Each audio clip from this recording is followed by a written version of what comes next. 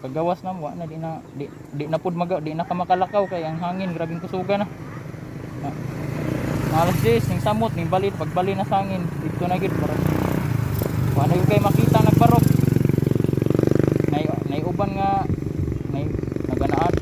luoy na kayang mga kuan mga mangga tanan dito murag mga lukat ipang panitan ang mga kuan ito kahoy sa ubay. Ya. Mga alas 11 murag mamangyapon kusog mangyapon pero nay minor na hangin na lang nagkuan murag lamdag man kay buwanon ba ya matong pagka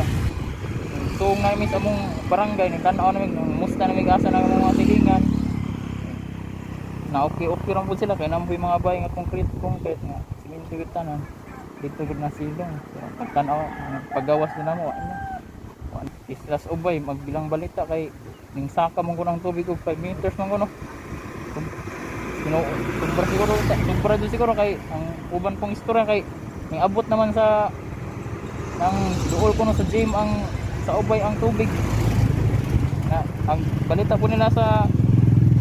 tapon o pa ng Fatima nangawa na ko nangabanlas na ko sa isla ingon sila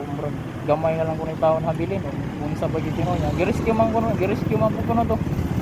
say yang istorya girescue man ko no mga na to wa na gid duoy kayo ang ubay kuan kayo kanang may kung mura sa gi tagakan o katumigpam nga limpyo gid duoy kayo